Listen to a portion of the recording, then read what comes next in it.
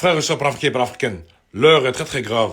L'heure est vraiment très grave. Je fais cette vidéo uniquement pour m'adresser aux dirigeants africains et au peuple africain. Vous voyez les guerres qui se passent dans ce monde. Vous voyez l'armement des grandes puissances. Nous qui sommes très religieux, nous qui pensons que Dieu est responsable de tous les problèmes qui se passent en Afrique, les gars, commençons à nous réveiller. Mes frères et sœurs, il faut dire la vérité même si elle dérange. Oui, la foi est importante. Oui, la religion fait partie de nos sociétés. Croire en Dieu peut donner de la force au peuple, je n'en disconviens pas. Mais il y a une chose que l'Afrique doit comprendre une bonne fois pour toutes. La foi ne remplace pas la lucidité. Dans ce monde, les rapports entre les nations ne se basent pas sur la prière. Ils se basent sur le rapport de force. Regardez la réalité vous-même. Les grandes puissances investissent des milliards dans leur armée, des milliards dans la technologie, des milliards dans les missiles, satellites, drones et les systèmes de défense. Pendant ce temps, dans beaucoup de pays africains, on parle uniquement de prière quand il s'agit de sécurité et de souveraineté. Mes frères et sœurs africains, soyons sérieux 2 secondes. Si demain un dirigeant fou comme Donald Trump menace un pays africain, on va répondre avec quoi? Avec des discours, des slogans, des pistolets à billes ou avec des missiles en bois? Quand on voit le niveau d'armement des grandes puissances, cela devrait nous faire réfléchir profondément. Parce que la réalité est simple. L'Afrique est encore très loin d'atteindre ce niveau de puissance stratégique. Et cela ne veut pas dire qu'il faut abandonner nos priorités. Bien au contraire, l'Afrique doit investir dans le développement, investir dans l'éducation, dans la santé, investir dans la science et la technologie. Mais elle doit aussi comprendre une chose fondamentale. Un continent qui ne peut pas se défendre est un continent qui reste vulnérable. L'histoire nous l'a déjà montré. Les peuples qui ne maîtrisent pas leurs capacités finissent toujours par dépendre des autres. Et dépendre des autres signifie perdre une partie de sa souveraineté. Regardez les grandes puissances, s'il vous plaît. Elles prient aussi. Elles ont peut-être leur religion, mais elles ne confondent jamais la foi et la stratégie. Elles investissent dans leur armée. Elles investissent dans leur technologie. Elles investissent dans leur autonomie. À votre avis, pourquoi, mes frères et sœurs? Parce qu'elles savent que dans ce monde, la sécurité d'une nation ne se délègue pas. Elle se construit, se prépare et se protège. Mes frères et sœurs africains, il faut qu'on se dise une vérité. Arrêtons de tout mettre sur le dos de Dieu. À chaque problème, crise et échec, Dieu n'est pas responsable de nos erreurs politiques. Dieu n'est pas responsable de la corruption. Dieu n'est pas responsable du manque de vision stratégique. Les nations fortes ne deviennent pas fortes par miracle. Elles deviennent fortes parce qu'elles travaillent, parce qu'elles planifient et prennent leurs responsabilités. L'Afrique a un potentiel immense, un potentiel humain, économique et culturel. Mais ce potentiel doit s'accompagner d'une lucidité politique et stratégique. Parce que dans ce monde, personne ne viendra sauver un continent qui refuse de se préparer lui-même. La foi peut donner de la force à un peuple, mais la souveraineté, elle, se construit avec la vision, la responsabilité et la préparation. Et ça, aucune prière ne peut le remplacer. Vive la paix dans le monde. Panafricain, la vie et la mort aussi, ça ne bougera jamais.